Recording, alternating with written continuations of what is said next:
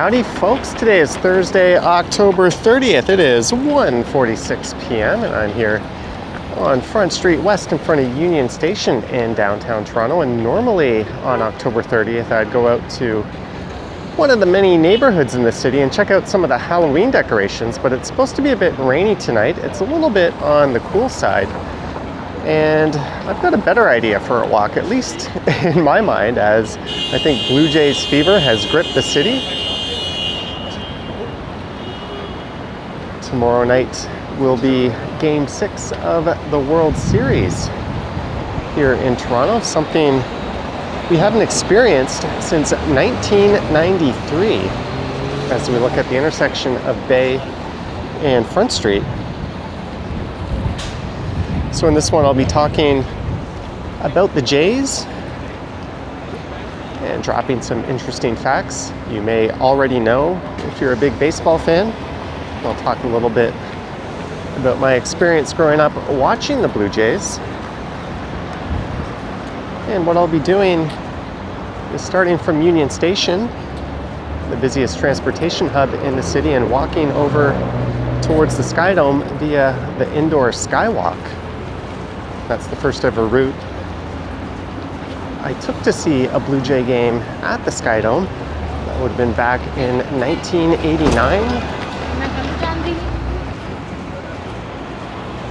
And then I'll head up Blue Jays Way, which was renamed from Peter Street from the SkyDome up until King Street back in 1997. That was to honor the 92 and 93 championship teams.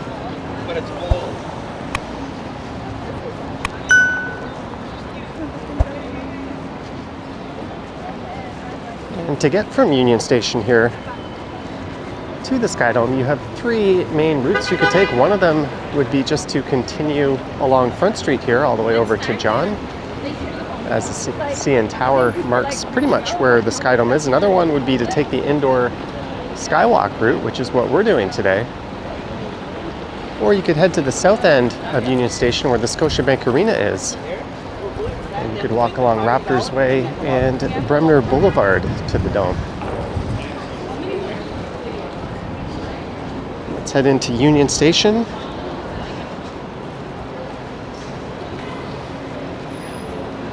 This is the Great Hall.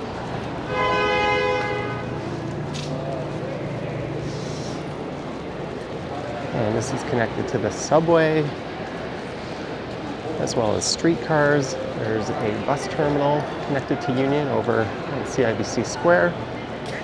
There's commuter rail,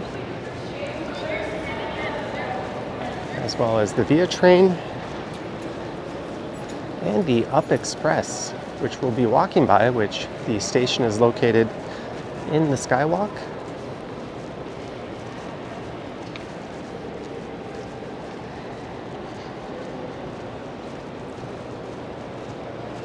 But I first started going to Blue Jay games at Exhibition Stadium. And my first ever memory of watching the Blue Jays, at least that I can clearly recall, was sitting at home gathered around the tube TV. I think it was in 1987 where the Blue Jays hit 10 home runs in one game versus the Baltimore Orioles. I remember my mom being quite excited over that feat. That was a team that had, I think, Ernie Witt, Lloyd Mosby, Rob Ducey, Rance Molyneux, and a number of names from the teams of yesteryear. I also remember going to a game that I think was in 1989 where Dave Stieb had two strikes on Roberto Kelly in the bottom of, or the top of the ninth with two outs and a no-hitter going. And Roberto Kelly got a hit that broke up the no-no, and that was the third time that happened to Stieb. A year later, he got his no-hitter in Cleveland, and I remember watching that one from my grandparents' home. And if you have a TD Visa Infinite credit card, you can access the lounge here, which is a nice touch. There's a couple of food courts down below, and all the entrances to the GO trains or platforms.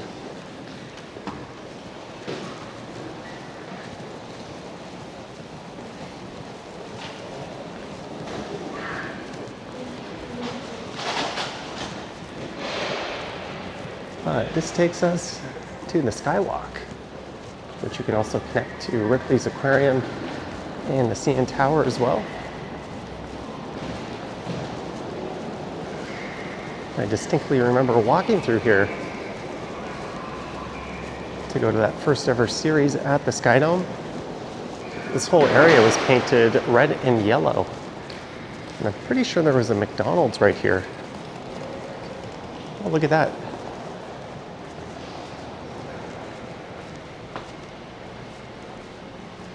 You can actually access the GO train platform.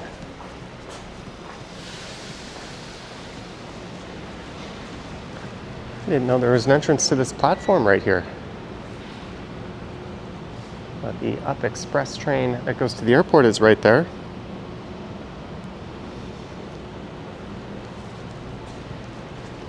I think it was the Milwaukee Brewers they were playing when the Dome opened midway through the season in '89. We went to Game 3. Friends of my parents had season tickets. Right behind first base, which was where we always sat at Exhibition Stadium as well. And that was the first game they ever had to close the roof mid-game.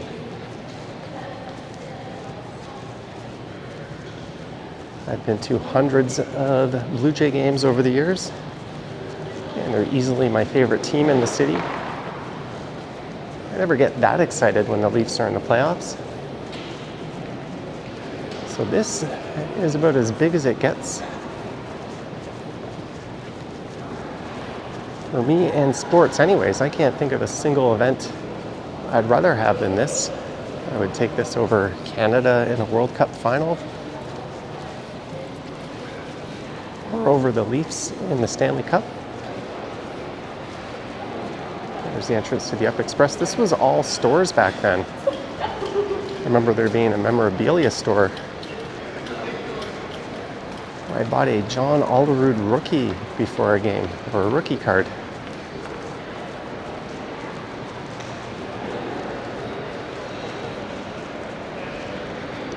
It's 160 meters long, this stretch. And again, it opened with the Dome in 1989. And there were talks of tearing it down so developments could go up along here, but I think those have been put on the back burner, if not just outright completely forgotten about.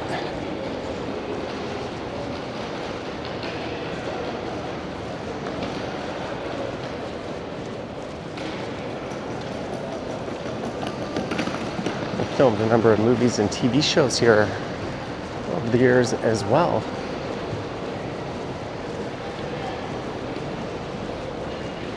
But to think back in 1993, someone made this walk after getting off their GO train at Union Station, or a subway train, or a streetcar. And later that night, Joe Carter would hit just the second ever walk-off home run in World Series history. And one of the greatest home runs in baseball history. And probably the single biggest sporting moment or sport event. Yeah, that's oddly worded in my lifetime. From the perspective of a Torontonian. Sorry, Raptors, but the World Series just hits different than the NBA championships, which we won in 2019. And before that, it was the World Series in 92 and 93. And before that, nothing. I know the Toronto Argos have won several times, and even the Toronto FC have won. I think the Toronto Rock have won. But that stuff's all small potatoes compared to the World Series. The whole city is buzzing right now.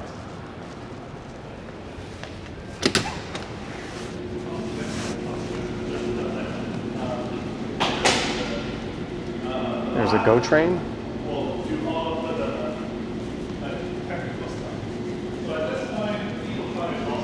Get a neat view from this side.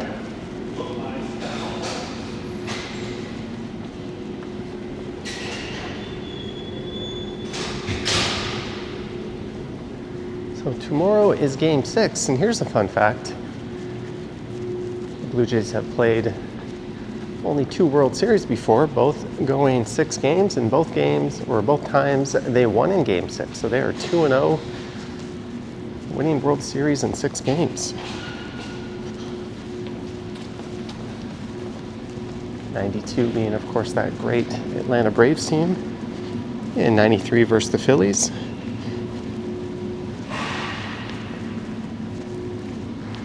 And the Blue Jays in the ALCS went 7 games versus the Mariners. The Dodgers swept the Brewers in 4, and whenever a team that sweeps meets a team that went 7-1 in the World Series, I think the team that went 7 is 4-0. So that bodes really well for the Jays. We can enter the path right there. There's also entrances to the Metro Convention Center. So the sweep team has never won a World Series before. Also, teams leading 3-2 and going home during the current 2-3-2 format. The team that takes a 3-2 series lead by winning Game 5 on the road and therefore returns home wins the World Series 74% of the time. That's 20 out of 27 instances, so that bodes well for the Jays.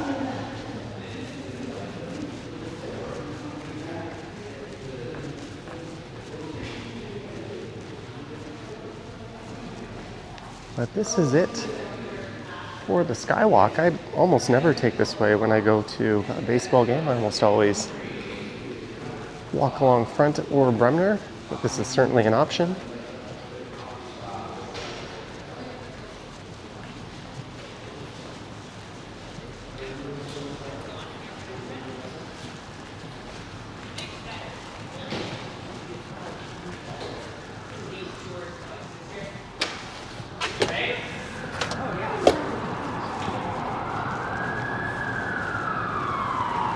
Hard not to look up at the CN Tower when you emerge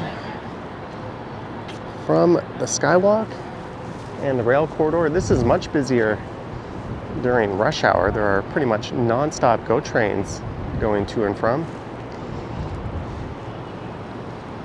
But last night, there were some records set and things that have never happened before. The first 2 batters of the game for the Blue Jays homered. Davis Schneider on the first pitch, which has happened before, but 2 pitches later, Vladdy Jr. homered. There's Ripley's Aquarium.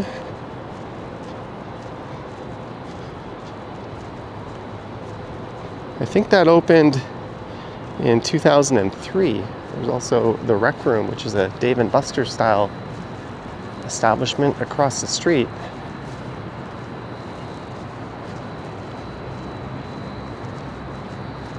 And Trey Savage, the Blue Jays rookie pitcher, set all kinds of records last night. There's a diesel-powered Up Express train going along the line, making its way to the airport with a few stops on the way.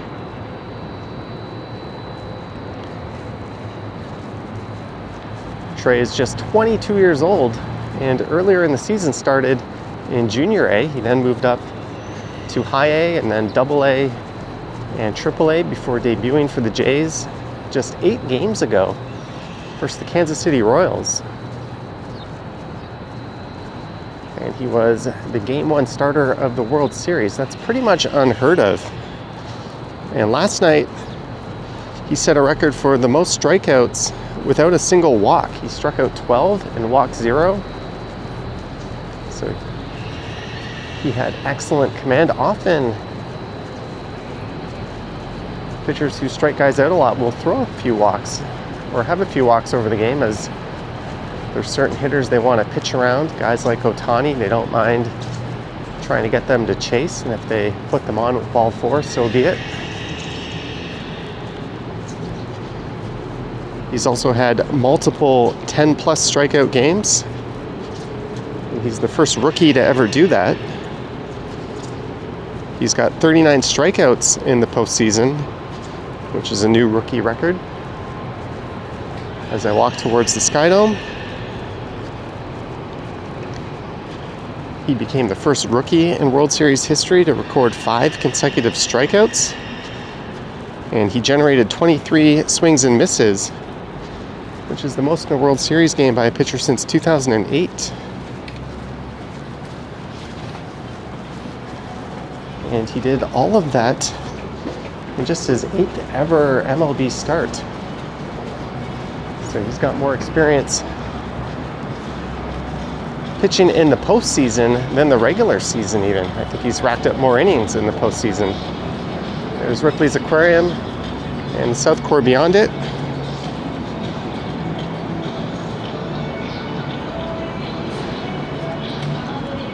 All right, let's head up to near the dome.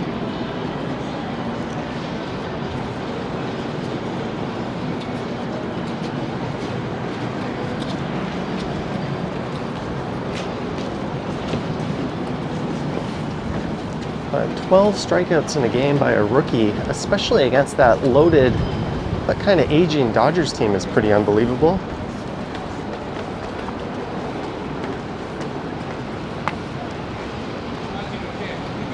And here's the stadium known as SkyDome. Opened in 1989. I think it cost $570 million. It's hosted a number of events over the years, but it was recently renovated.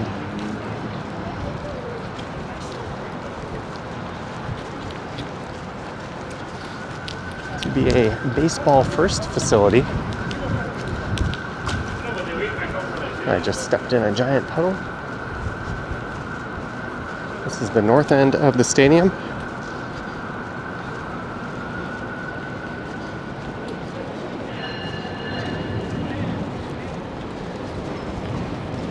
The original capacity was over 50,000, but it's been reduced to, I think, around 44,000.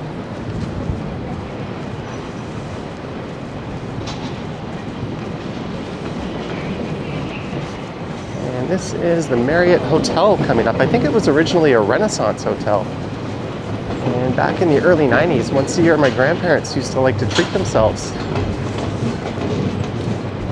to a room with a view of the field for a game. And I remember going to a few of those. In fact, one game, or one time, their door wouldn't work. You couldn't get into their hotel room. And my grandfather stopped a gentleman who was well dressed walking through the hallway and asked him if he was there to fix their door. And that person was Juan Guzman, a starting pitcher for the Blue Jays.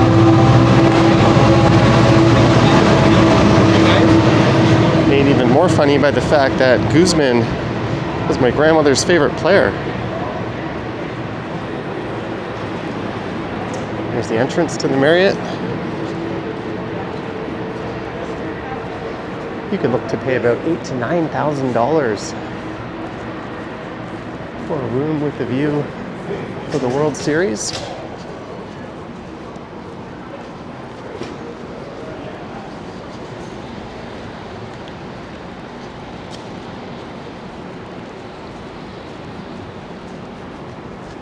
Sportsnet Grill. There used to be a Hard Rock Cafe and a Windows restaurant, but they've completely revamped all the outfield areas. I once had season tickets to see the Doug Flutie-led Toronto Argos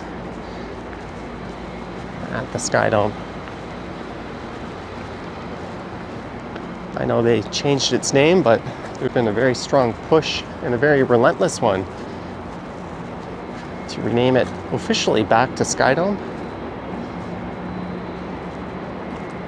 And this is Blue Jays Way. It ends right around the corner there. But we're gonna head north up Blue Jays Way, up to where it ends at King Street. I stupidly did not charge the battery on my camera, and I didn't bring my backup battery with me. I've got 30%. I should have enough. If it starts to run out, I'll just have to end the video.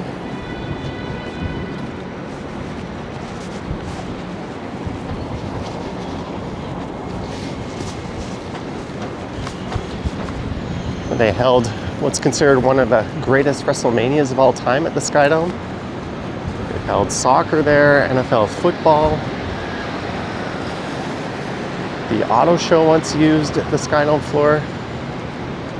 I remember going to an event called Spring Fling, which had a lot of the rides from the C&E set up. I think they were run by Conklin.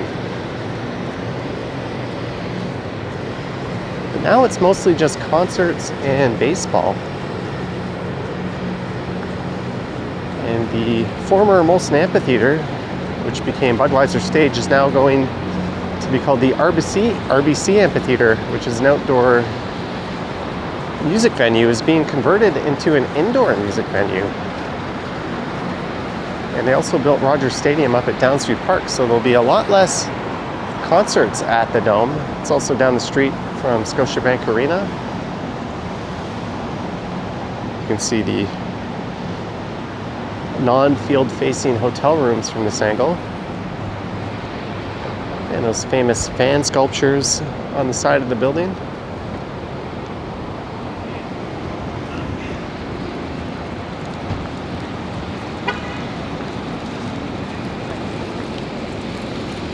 This is, as the sign says, Blue Jays Way. See? I guess they didn't want to rename John Street. This is in the entertainment district.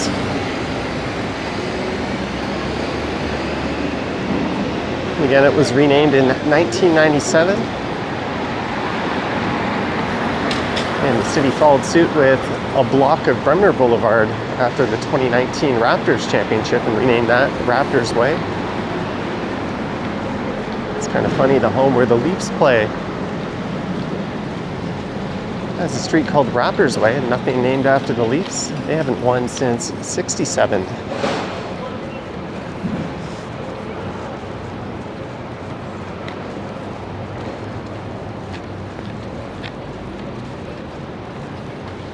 There's plans for 65 and 70-story towers here. And there's a giant parking lot, which is full during the game. But one of the great things about the SkyDome, I think in all of Major League Baseball, it's probably the best located stadium.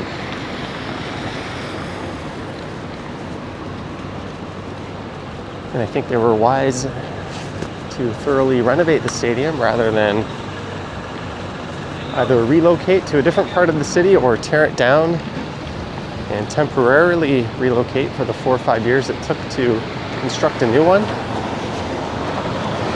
Again, you can get there from the GO train, which is pretty much all over the suburbs, the subway, streetcar, countless bus routes, short and long distance trains on the VIA network. And Scotiabank Arena is also, I think, the best located arena in North American sports, being directly attached to Union Station. It's hard to beat that for convenience. This is Wellington Street. But before this series began, I posted a video on my other channel with a prediction. I also uploaded a YouTube short on this channel where I predicted the Jays in 7. I got some ridicule from Dodgers fans for that. And I said the key to winning would be to hope the Dodgers bats stay cold. And that they have done. What I should have said is it was also key to get their starters out and get into the Dodgers bullpen, which has been particularly weak. And that's going to be a big task tomorrow with Yamamoto who's thrown 2 consecutive postseason complete games, which is pretty much unheard of in the modern era. The Jays have a really, really tall task ahead of them. They have Gossman on the hill, their ace, or I guess co-ace with Savage now.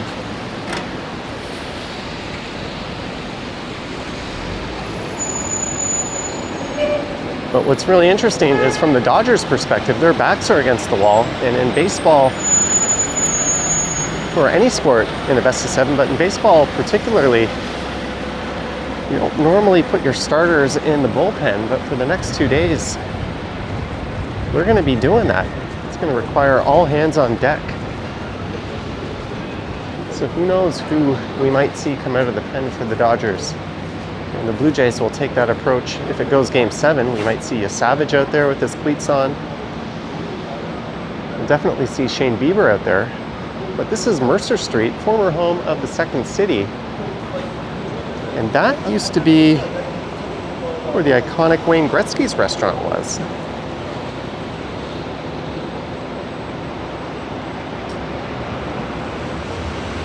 It's kind of a shame to see a couple of icons in the entertainment district get pushed out, although the Second City found a new home down in the South Core. Wayne Gretzky's is gone for good.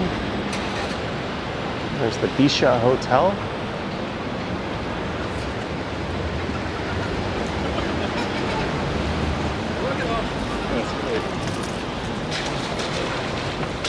So who wins tomorrow? I don't know. With Yamamoto on the hill and the Dodgers bats being pulled, I think it could be a very close, low-scoring game, which means naturally one team will blow the other one out of the water.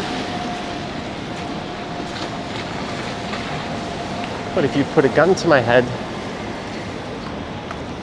as much as I want to say the Jays win tomorrow, I already predicted the Jays in 7. So I'll stick to that.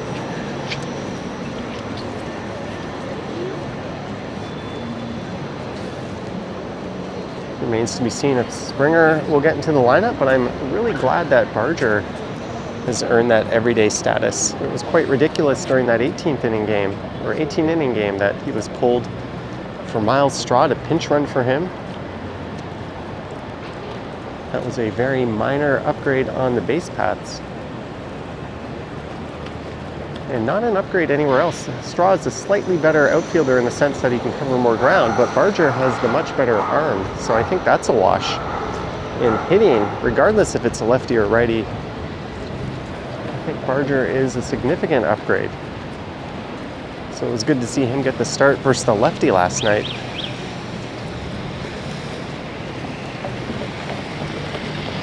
But I am no longer on Blue Jays way. South of this intersection, it is. It looks like they have no signs up on that side. What are you doing, City of Toronto? How is anyone supposed to know that south of here is Blue Jays Way and north of here is Peter Street? Nothing on this side either. That is quite horrible. Good job, City.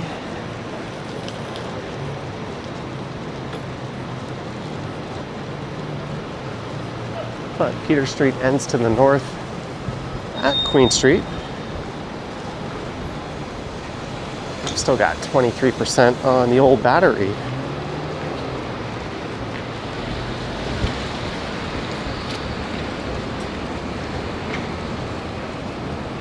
But I think we'll end things just up ahead at the next block on Adelaide.